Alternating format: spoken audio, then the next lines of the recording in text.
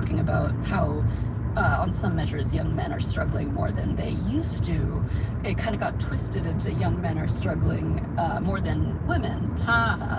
And in that kind of conversation, women become like this sort of symbol for flourishing. There's kind of this image of like the thriving girl boss, the one who is going to college, graduating college, entering the workforce, these conventional measures of success, doing so well. But if you actually look at some of these statistics, young women are struggling a lot on a lot of these measures, and in some cases, more than young men.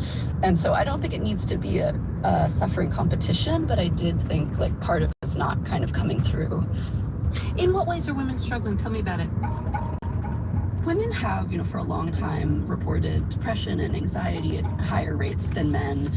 That is, getting worse. It seems like mental health on a lot of different measures, different kinds of stress and distress and suicidality. Young women are reporting that at higher and higher rates. It seems to be getting worse over time, but it turns out that women actually attempt suicide at higher rates than men do on average, and the reason that more men die of suicide is that they're more likely to use lethal means such as firearms. I think a lot of times this conversation, it really revolves around like college attendance rates. Yes. And women are, attending and graduating college at higher rates than men. But a woman with a bachelor's degree still makes less than a man with a bachelor's degree on average within the same field of study. So when I talk to people for this story, researchers and therapists, I heard that a lot of young women are kind of in for a rude awakening when they graduate from school. They've kind of been in this bubble where they did feel like they could grow and thrive and they were taken seriously. But, this is where they're not taken as seriously, or around the positions of power are all men. I think that's a difficult realization. Based on everything you've just said, both men and women are struggling. If you look at the metrics, everybody's struggling. It isn't about Capitalism the sucks. metrics. If you look at suicidality, both groups having trouble, education, both groups having trouble. Why, if women and men are both in crisis, arguably we can use this term, why did men pull focus? Women, I think, as an overall population, tend to be like a fairly high-functioning one in this narrative. I talked to someone who had trained as a medical sociologist, and she told me a saying that they used to use in this field, which was "men die quicker, but women are sicker." Which in that context meant that women are more likely to endure a lot of chronic illnesses and to, sort of soldier on with their pain unnoticed. And we might not be taking that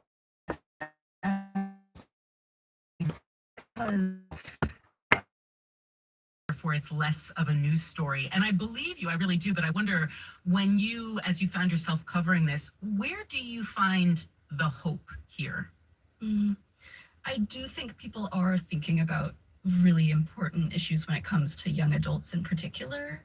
And I am heartened that we're talking about, this age group a lot. I think there's been a lot of concern lately about like Gen Z, and a lot of what we're talking about when we talk about young men struggling actually also applies to young women.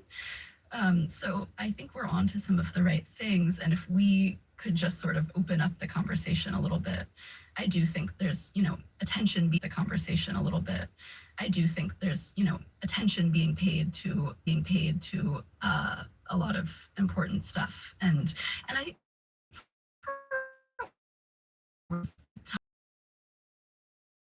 struggling, and a lot of talk about like older adults struggling. So, I wrote another piece about young adulthood a while back that was kind of just really about the idea that young adulthood actually is a really hard developmental phase. And when I published that article, I think, for a lot of readers, it seemed to be somewhat of a surprise. That was kind of the hook, was like, young adults are struggling too. And I think even just since I've written that, people have talked more about young adults struggling. So I do think people are starting to take that seriously and understand that this is an age group that might need help. Everybody needs help for real.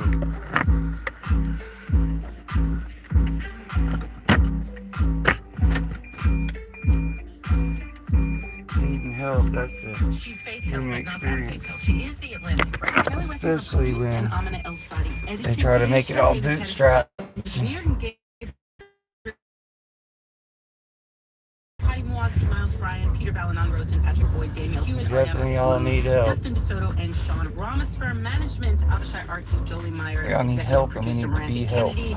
We use music by Breakmaster Cylinder. Today Explained is distributed by WNYC, and the show is a part of Vox. Hope it's I'm okay Noelle for us to King. stream your Today music. Explained. Thanks though, I guess just in case. I'm not gonna play the pure music. That's the pure music. Oh my gosh.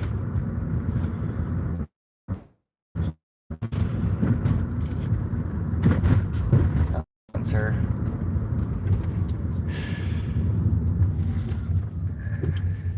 That's what they interviewed. They interviewed for the first half the hour or so, the loneliness influencer. The first 15 minutes, I'm not sure. They interviewed the loneliness influencer. Checked with the district attorney's office, and when she found no law explicitly banning same-sex marriage licenses, she decided to issue one. Soon, couples from across the country began traveling to Boulder. Over several weeks, Rorix issued licenses to 6 same-sex couples before the state attorney general ordered her to stop. The marriages were not legally recognized, but the moment became one of the earliest actions by a government official in support of same-sex marriage in the United States, 40 years before nationwide legislation. When asked, Rorix said she did not see herself as making history. Who was I, she said, to deny equal rights to someone else? The Colorado good story. Postcard from Colorado Public Radio.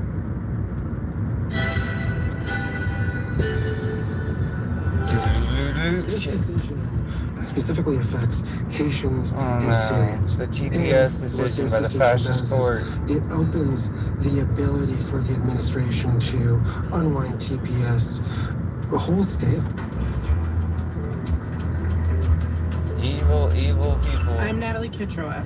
That's coming up on the Daily from the New And York I guess it Times. also allows the next president to just suspend the borders, The right? Daily And is say supported by Progressive automatic Insurance. citizenship Customers for can anybody who simplify their expresses the insurance desire needs to and come protect to what's America. important by bundling home and auto. Can we do that?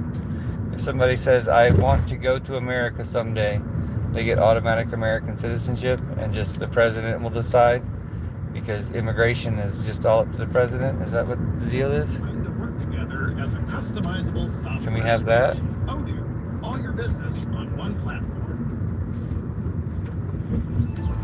So when we get a real American president, can we just make everybody a citizen who's here and then make everybody who wants to come to America also a citizen? And just help them get here?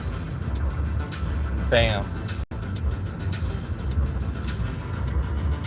Okay, they're talking about the SpaceX crash. Doesn't SpaceX do nothing but crash? I guess they got that Boeing Starliner thing to crash. More at progressivecommercial.com. They probably sabotaged it. Working to help companies optimize. I never heard about an investigation of that Starliner thing that was somehow faulty and requires SpaceX to go up and save the astronaut. Skyrocketed, you might say, after its IPO a couple of weeks ago.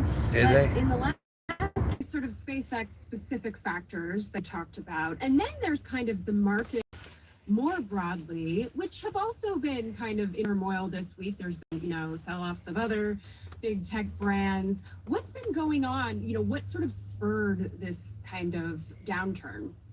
I think the recent downturn is, just the market digesting some of the bigger issuances that we've seen from SpaceX, and then also thinking about the OpenAI and Anthropic IPOs that are likely to come up later this year.